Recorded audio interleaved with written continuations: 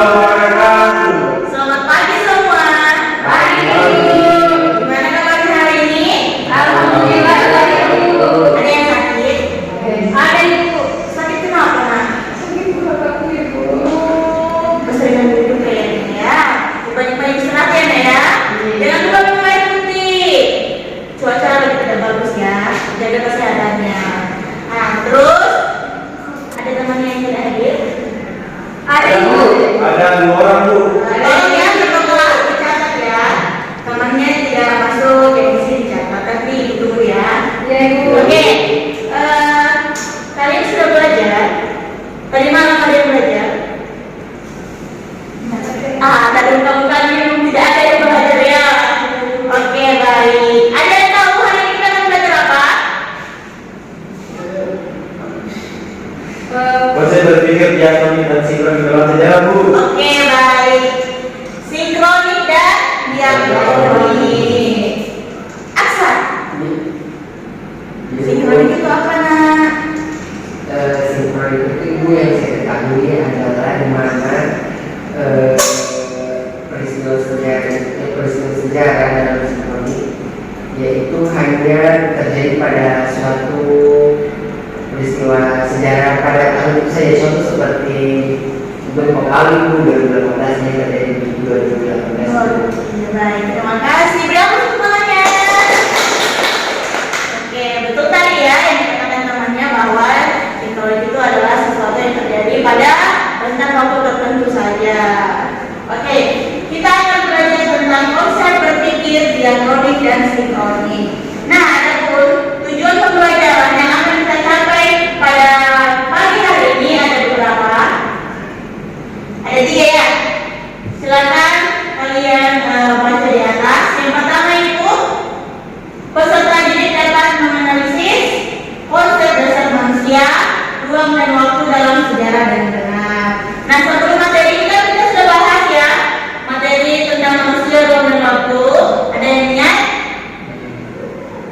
Ingat? Tidak, Ibu. Kalau tidak, silakan kalian belajar lagi ya. Agar nanti pas ujian tahu. Oke, yang kedua itu kalian menganalisis peristiwa sejarah dengan menggunakan diakronis dan sinkronis. Yang ketiga apa ini? Melalui pengamatan peserta, melalui diskusi, peserta didik dapat mengevaluasi keadaan lokal di sekitarnya dan depan. Oke, baik. Jadi itu ya tujuan pembelajaran kita pada pagi hari ini. Oke. Pertama kita akan masuk pada konsep berpikir diakronik. Apa yang kalian ketahui tentang pendekatan atau konsep berpikir diakronik? Tadi sudah dijelaskan teman-temannya ya. Sekiranya kalian sudah paham tentang diakronik ini, di mana istilah diakronik ini berasal dari bahasa Yunani yang terbagi dari beberapa suku kata, yang pertama dia dan kronos. Dia itu apa? Bukan dia ya. Dia itu dalam bahasa Yunani. Jadi di mana dia itu mempunyai arti melampaui atau melintasi, sedangkan kronos itu mempunyai arti sebagai waktu. Jadi Aksa, kronos waktu pergi itu apa? Kronos itu apa? Terus itu waktu. Fokus ya, kalian fokus jangan dengar. Oke. Yang selanjutnya konsep berpikir sinkronik. Apa yang kalian pahami tentang konsep berpikir sinkronik ini?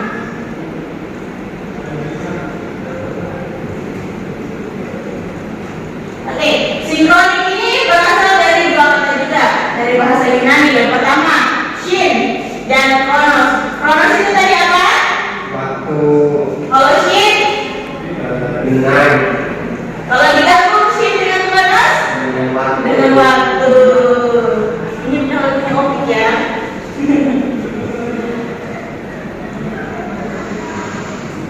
Oke, kita akan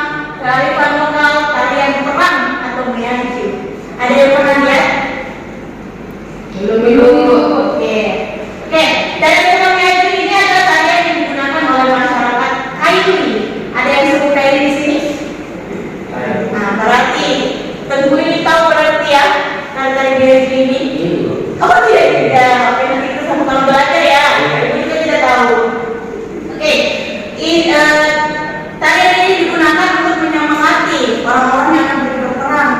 Tapi itu dulu kalau orang kan mau pergi perang pasti butuh yang namanya semangat, support, ya kan? Nah, tapi setelah pergantian dari zaman ke zaman, dari masa ke masa, tarian perang Melayu ini sudah tidak digunakan untuk berperang. Karena kenapa? Sudah tidak ada perang di bumi, khususnya di Indonesia ya. Oke, nah tarian ini digunakan sekarang itu digunakan dalam rangka penyambutan tamu-tamu penting. Misalnya seperti kemarin itu ada penyambutan pastor yang datang ke kabupaten sini. Oke, sampai sini paham? Paham Ibu. Ada yang ingin ditanyakan kan? Ada yang ingin ditanyakan? Tidak ada? Oke, baik. Sampai di sini ada yang ingin bertanya? Saya Bu. Ya, silakan Rian. Bu, sebelumnya saya ingin bertanya Bu, apa sih Bu perbedaan antara diakronik dan sinkronik? Mungkin Bu bisa dijelaskan. Baik, terima kasih Rian atas pertanyaannya. Beri aplaus untuk Rian. Bagus sekali ya pertanyaannya. Sebenarnya terima kasih hadiah. Cuma ikut lupa. Nanti diingatkan ya. Nanti kami tagih Bu. Boleh. Oke, Rian ini bertanya tentang perbedaan konsep berpikir diakronik dengan sinkronik. Ada beberapa perbedaannya. Kalau konsep berpikir diakronik itu adalah konsep berpikir yang melihat masyarakat itu sebagai hal yang terus bergerak secara aktif. Artinya manusia adalah pelaku dalam sejarah. Nah, dan mempunyai hubungan kausalitas sebab dan akibat. Jadi, kalau konsep diakronik itu ada sebabnya, ada akibatnya. Nah, yang kedua itu konsep berpikir diakronik ini mempelajari tentang kehidupan sosial manusia, sosial masyarakat dengan cara memanjang tetapi berdimensi dalam waktu. Dalam waktu saja, tidak pakai dua. Oke, yang ketiga itu menjelaskan tentang proses transformasi yang terus terjadi dari waktu ke waktu secara berkesinambungan. Jadi misal, aku kasih contoh, si Aksa ini lahir tahun berapa? 2002. 2000, tanggal berapa? Tanggal 3. Tanggal 3 bulan? Tanggal 2000, maksud ibu tahun 2000, tanggal 3 bulan 1. Oke. Nah, mulai dari Aksa lahir sampai dengan Aksa besar sekarang itu kan ada kurun waktunya, ya kan? Aksa umur 5 tahun pada waktu tahun 2005, 2006, 2007 itu kan berkesinambungan kan? Itu adalah konsep berpikir secara diakronik. Artinya tidak terputus-putus, ada terus lanjutannya. Paham? Oke. Selanjutnya konsep berpikir sinkronis atau sinkronik, di mana konsep berpikir ini mengamati kehidupan sosial dengan cara meluas, tetapi berdimensi dalam ruang. Tadi waktu, sekarang ruang. Nah, melihat kehidupan masyarakat sebagai suatu sistem yang terstruktur atau terorganisir yang saling berkaitan antara satu unit dengan unit yang lain. Jadi saling berkaitan ya. Misal tadi diakronis ini kan ada sebab akibat. Nah, kalau di sinkronis ini dia apa namanya urutannya itu terstruktur.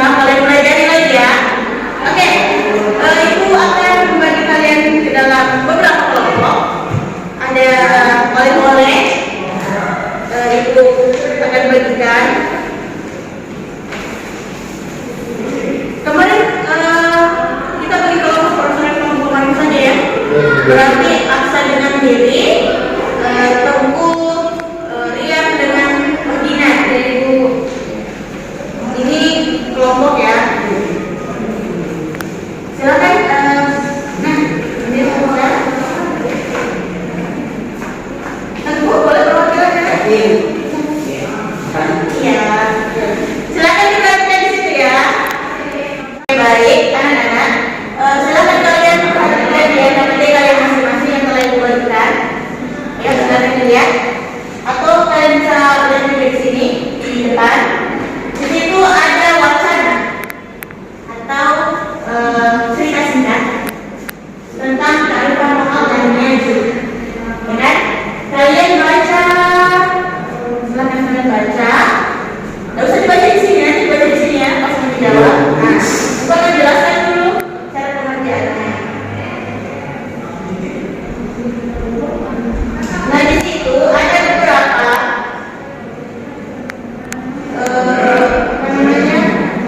persoalan yang kalian harus selesaikan mengenai kearifan lokal kearifan ini dalam materi diakronik dengan sinkronik. Yang pertama itu, menurut Anda sebagai generasi muda, apakah berpikiran sama dengan generasi muda tersebut atau sebaliknya? Kalian sebagai generasi muda, maksudnya pertanyaan ini, kalian sebagai generasi muda, apakah kalian punya pikiran yang sama dengan pemuda-pemuda yang ada di dalam cerita teks di atas? Kalian jelaskan apakah sama? Kalian jelaskan. Yang kedua, bagaimana konsep ruang waktu dan manusia terkait peristiwa di atas? Jadi kalian harus cari peran manusia di mana, peran ruang waktunya di mana. Kalian harus cari itu ya. Kalian jelaskan di situ. Terus yang ketiga itu, peristiwa ini termasuk sinkronik atau diakronik. Nah, kalian analisisnya. Tadi ibu sudah kasih isi-isi. Diakronik ini begini, sinkronik itu begitu. Paham? Paham, Ibu. Ada yang ingin ditanyakan lagi? Ibu, dikumpulnya kapan?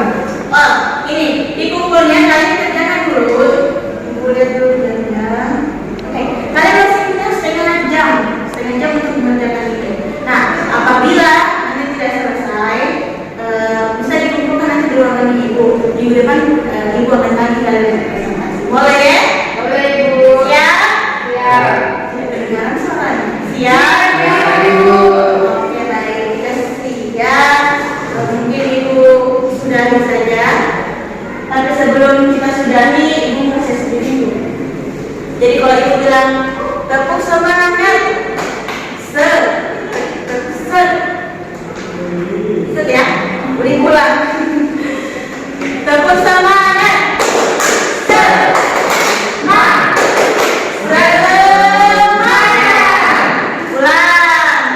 Tepuk semangat,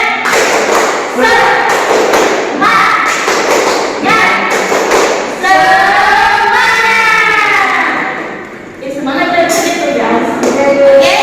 Iya, Ibu. Oke, baik. Tadi ibu masuk ke rumah berdoa. Jadi sebelum kita doa, kita doa dulu ya, teman-temannya. Baik, terima kasih Bu. Baik teman-teman, sebelum kita mengakhiri pembelajaran pada hari ini, coba kalian bagi kita berdoa, saya kira kita masing-masing. Berdoa dimulai.